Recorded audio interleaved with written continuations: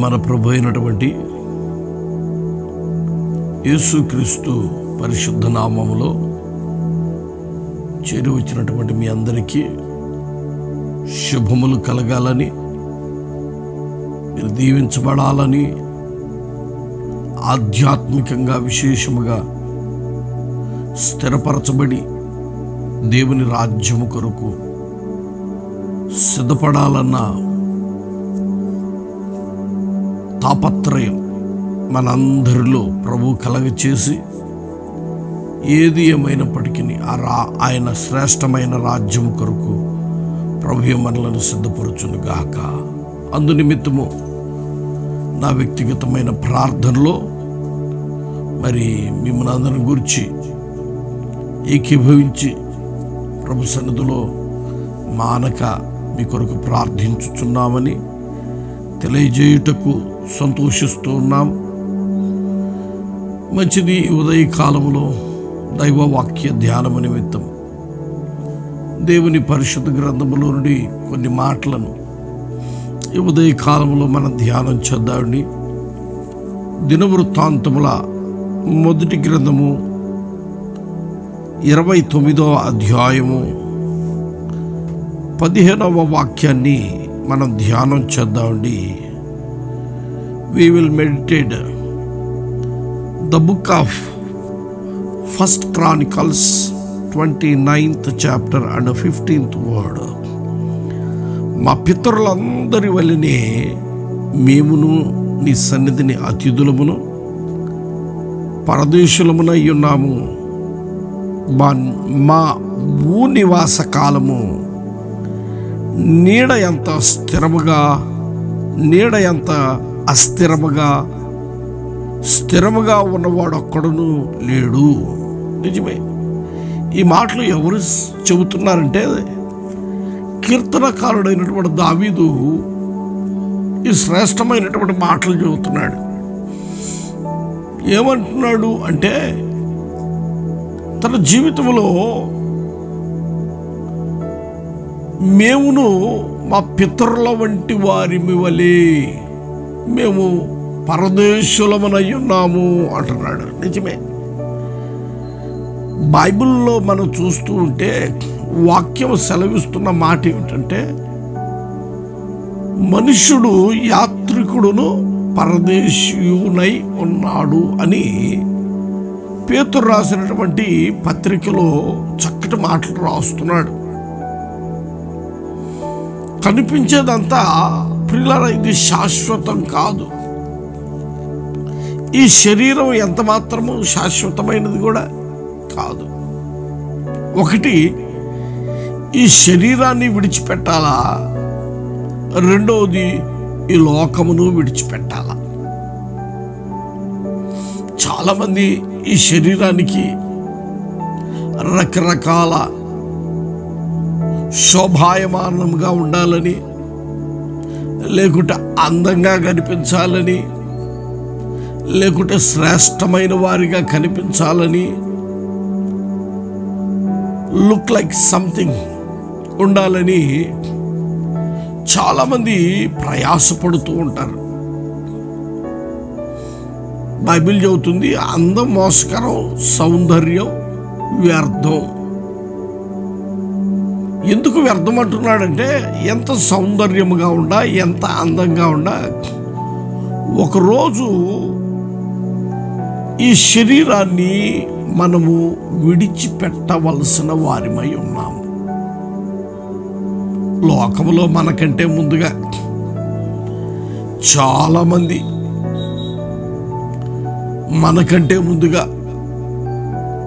చాలామంది విస్తారముగా సంపాదించారు.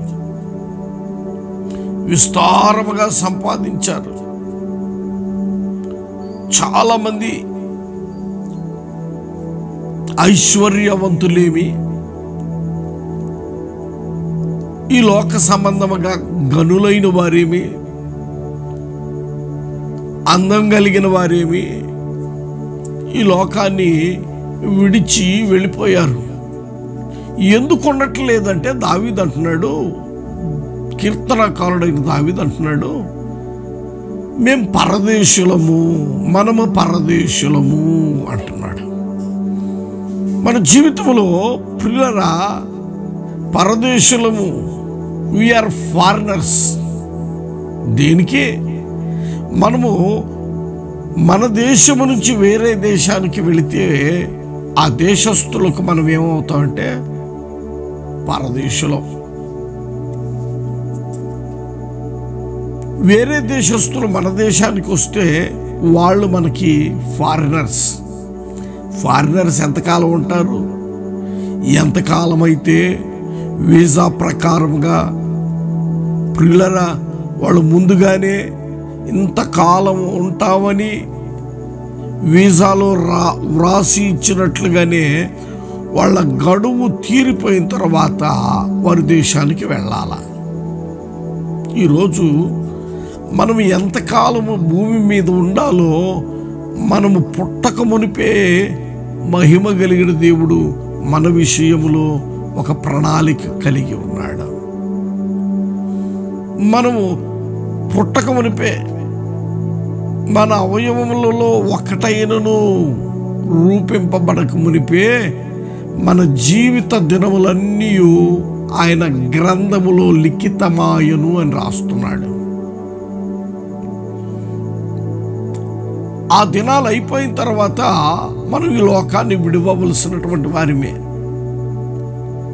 చాలామంది లోకమును సంపాదించుకుంటారు. యేసుక్రీస్తు వారు అంటున్నారు, ఏమంటున్నారు ఆయన? యేసుక్రీస్తు వారు అంటే ఒకడు సర్వలోకమును సంపాదించుకొని తన ప్రాణం బాగొట్టుకుంటే వాడికి ఏమి ప్రయోజనం? చాలామంది జ్ఞానాన్ని, తెలివిని, రకరకాల డిగ్రీస్ని, ఏ జ్ఞానం నేను చెప్పేది పరలోక సంబంధమైన జ్ఞానం కాదు. చాలామంది సంపాదించుకుంటుంది లోక జ్ఞానం. బైబిల్ చెబుతుంది లోక జ్ఞానం దేవుని దృష్టికి వెర్రితనం. డిగ్రీలు, ఐశ్వర్యము కదా, రకరకాల వస్తువులు, వాహనాలు, వెండి, బంగారం, వీటిని సంపాదించుకోవటానికి విపరీతముగా ఆలోచన కలిగి ఉంటారు. కానీ పరలోకమును సంపాదించుకోవాలన్న ఆలోచన చాలా మందికి లేకుండా పోతుంది. ప్రియమైనటువంటి దేవుని పిల్లరా, ఈ ఉదయ కాలములో దావీదు భక్తుడు అంటున్నాడు, మేము పరదేశులమునై ఉన్నాము, మేమును మా పితరుల వలె నీ సన్నిధిలో మేము అతిథులమై ఉన్నాము అంటున్నాడు. పరదేశులమునై ఉన్నాము, మా భూనివాస కాలము నీడ ఎంత అస్థిరము. స్థిరముగా ఉన్నవాడు ఒక్కడును లేడు, అస్థిరం. నేనంటాను, మనము జీవించేది లోకములో కొంచెమే కానీ కొంతకాలమే కానీ. కొంతకాలం అంటే బైబిల్ ప్రకారం మనం చూస్తూ ఉంటే అధిక బలం ఉంటే 70 సంవత్సరాలు, ఆయాసంతోనైతే 80. కానీ మనము ఈ శరీరాన్ని, ఈ లోకాన్ని విడిచిన తర్వాత వాక్యము సెలవిస్తుంది, యుగ యుగములు తరతరములు నివసించవలసిన ఒక స్థలం ఉంది. ఏమిటా స్థలము? జనాలందరూ చెప్పుకునేటటువంటి స్వర్గం, లేకుంటే పరలోకం, లేకుంటే నిత్యరాజ్యం. ఆ నిత్య రాజ్యములో చేర్చబడాలి అంటే ఈ లోకములోనే ఉండగానే ఈ లోకం మనది కాదు అని మనం బ్రతకాల. పరదేశులు మన దేశానికి వచ్చిన తర్వాత వాళ్ళు నివాసయోగ్యమైనటువంటి గృహాన్ని కట్టుకుంటారండి? కట్టుకోరు. వాళ్ళు ఏదో హోటల్లో ఉంటారు, ఏదో హాస్టల్లో ఉంటారు, ఎక్కడైనా షెల్టర్ తీసుకుంటారు. వాళ్ళ జీవితపు దినములు అయిపోయిన తర్వాత బయలుదేరి వారి దేశానికి, స్వదేశానికి వెళ్ళిపోతారు. అందుకే నేనంటాను, ప్రవీణటువంటి దేవుని పిల్లరా, మనము కూడా ఈ లోకములో, ఈ భూమి మీద కొంతకాలమే ఉంటాం.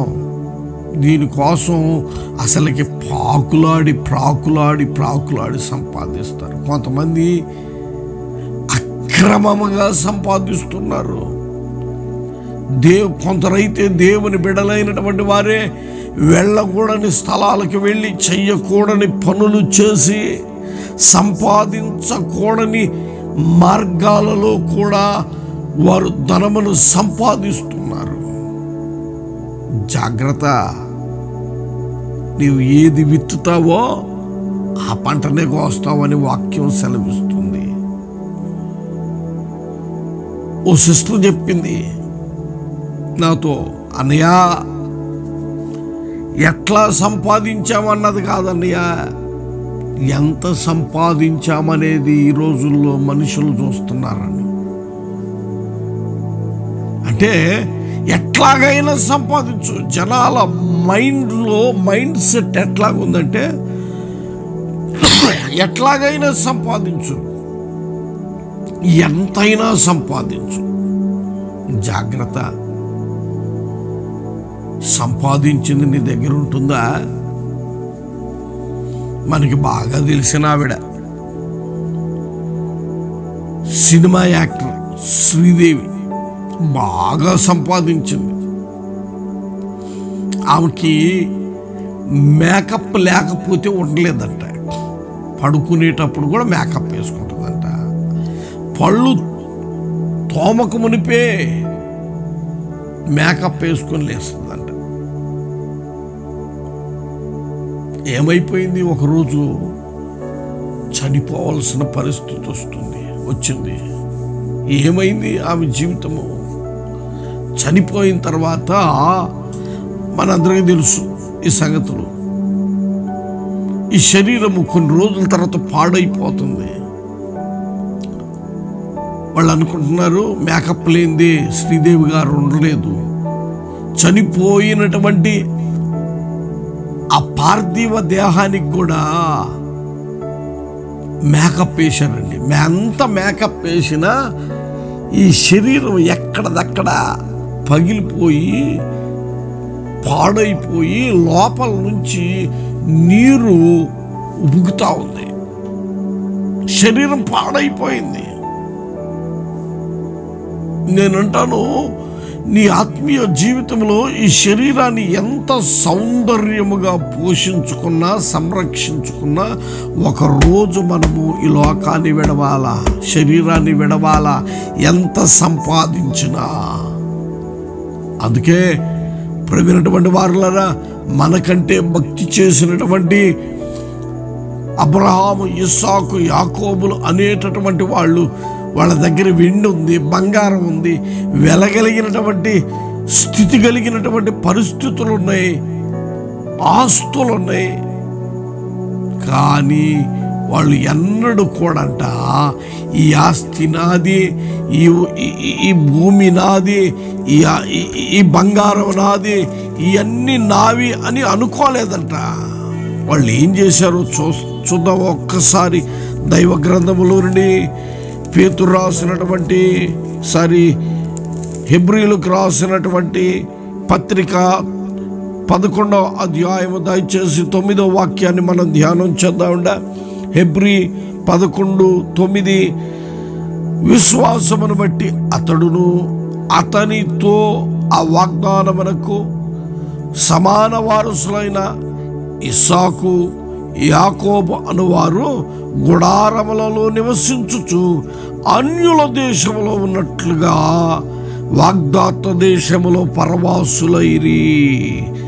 ఎందుకు వాళ్ళు పరవాసులయ్యారంటే 10వ వాక్యంలో చెబుతున్నాడు, ఏలయనగా దేవుడు దేనికి శిల్పియు నిర్మాణకుడనై ఉన్నాడో పునాదులు కలిగినటువంటి ఆ పట్టణము కొరకు అబ్రహాము ఎదురు చూచుచుండెను.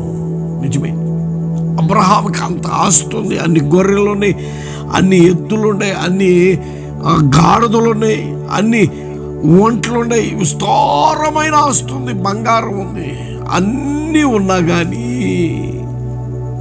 దేవుడే తనకు స్వాస్థ్యముగా ఇచ్చినటువంటి దేశంలో ఉన్నా కానీ అబ్రహాము కానీ ఇస్సాకు కానీ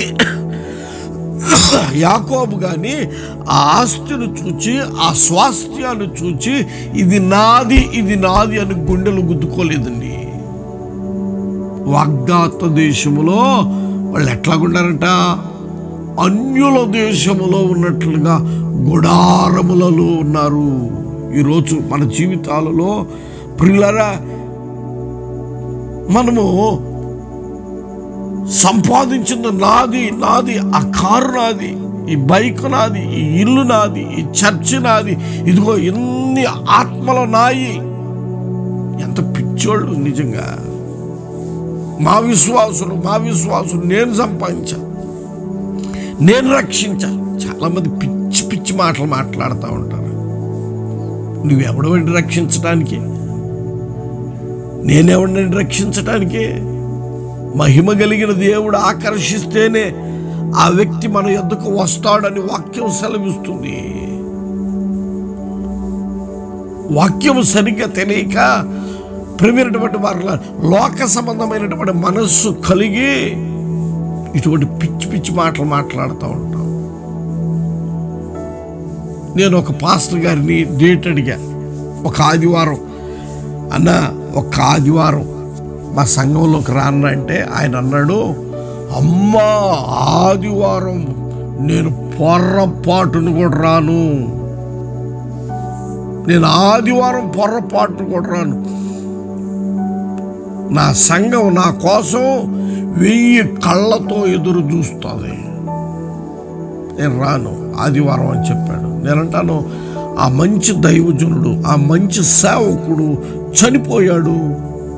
ఇప్పుడు నేనంటాను, ఎవరి కోసం ఎదురు చూస్తుందా సంఘం? సంఘం పాడుగాల, సంఘం మొక్కలుగాల. ఆ సేవకుడు లేకపోయినా ఆ సంఘం క్రమంగానే నడుస్తుంది. ఎందుకో సంఘము దేవునిది, సంఘం నీది కాదు, నాది కాదు. మన ఆత్మీయ జీవితాలలో ప్రవీణటువంటి వారులారా, నాది నాది నాది నాది. మహిమ కలిగిన దేవుడు నీకు అప్పగించాడంతే సంఘాన్ని, దయగలిగిన దేవుడు నీకు ఆస్తిని అప్పగించాడంతే, కృపాదారుడైన దేవుడు నీకు ఐశ్వర్యాన్ని అప్పగించాడు నీవు బ్రతికున్నంత వరకు. నాకు తెలిసినటువంటి ఓ మంచి సేవకుడు ప్రవీణటువంటి వారులరా వయోభారంతో చనిపోయాడు. చనిపోయిన వెంటనే ఆయన కూడా పాప నాలాగనే వివాహం చేసుకోకుండా సేవ చేస్తూ ఉన్నాడు.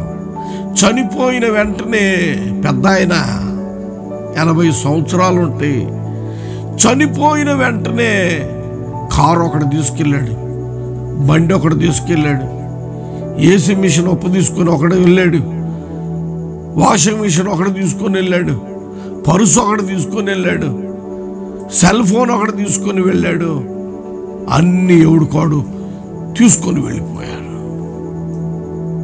నేనంటాను, దైవజనుడు రక్తము కార్చి ప్రాణం పెట్టి తీసుకున్నటువంటి వస్తువులు దైవజనుడు చనిపోగానే ఎవడికి వాడు దొంగతనంగా తీసుకుని వెళ్ళిపోయారు.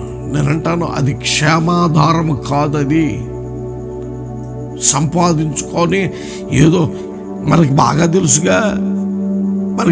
తెలుసుగా గెహాజీ సంపాదిద్దామనుకున్నాడు, వెండిని బంగారాన్ని సంపాదిద్దామనుకున్నాడు. ఆశ్చర్యం ఏమిటంటే వెండికి బదులు బంగారమునకు బదులు అతని జీవితంలో కుష్టు కలిగింది. అతనికి మాత్రమే కాదు, అతని ఇంటిలో ఉన్న వాళ్ళందరికీ, ఆ కాలానికే కాదు, ఆ తరానికే కాదు ప్రియులారా, అతని తరతరముల వరకు కుష్టు వ్యాధి వచ్చేసింది. నేనంటాను, చాలా మంది సంపాదిద్దాం, ఎట్లాగైనా సంపాదిద్దాం. ఏం చూసుకుంటావు? సంపాదిద్దాం. ఎలీషా అంటున్నాడు, ధనమును సంపాదించుకున్నట్టుకు, తోటలు సంపాదించుకున్నట్టుకు, వెండిని బంగారం సంపాదించుకున్నట్టుకు ఇది సమయం కాదు. ఇది ఏమి సంపాదించే సమయం అంటే ఆత్మలను సంపాదించేటటువంటి సమయం ఇది. నశించిపోతున్న ఆత్మలు మన కళ్ళ ఎదుట ఉన్నాయి. ఇంకా లోకమును సంపాదించుకొని భూమి మీద నీవేమన్నా స్థిరముగా ఉంటావా? లేదే. ఒకరోజు నీవు సంపాదించినంత విడిచిపెట్టి వెళ్ళిపోవాలా? ఒక తల్లి చనిపోతే నేనే భూస్థాపన చెయ్యాలా? ఆమె ముక్కుకి బ్యాసర ఉంది. బ్యాసర అంటే మీకు తెలుసా? పెద్దవి. పాతకాలంలో పెద్ద తల్లులు పెట్టుకునేటటువంటి ఇంత బ్యాసర. ఎన్నిసార్లు వాక్యం చెప్పినా కానీ తీలా. సరే వదిలేశాను నేను. ఆశ్చర్యం ఏంటంటే చనిపోయిన తర్వాత వాళ్ళ కూతురు తీద్దామని చూసింది, రాలా. పట్కారు పెట్టి తిప్పారు, రాలా. రకరకాల ప్రయత్నాలు చేశారు, రాలా. వాళ్ళ కూతురు అన్నది పాస్టర్ గారు వాక్యం చెబితేనేది ఇలా, ఏం చచ్చిపోయిన తర్వాత ఇది రాను కూడా రావట్లేదు, పోనీలే ఎంత వస్తే అయింది అని సరే అని పెట్లో పెట్టేశాడు. పెట్లో పెట్టి ఇప్పుడు భూస్థాపన చేయటానికి సమాధి తోట దగ్గరికి తీసుకెళ్ళాం.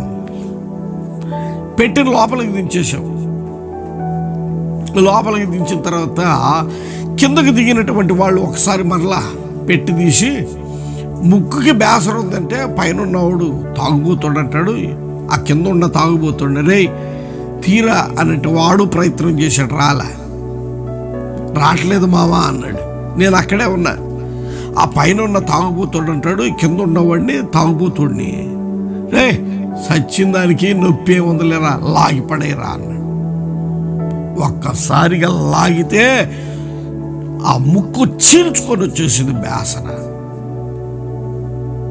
నేనంటాను, దేవుని వాక్యానికి నీవు లోబడకపోతే అదే జరిగింది. ఏదో సంపాదిద్దాం, ఏదో చేద్దాం.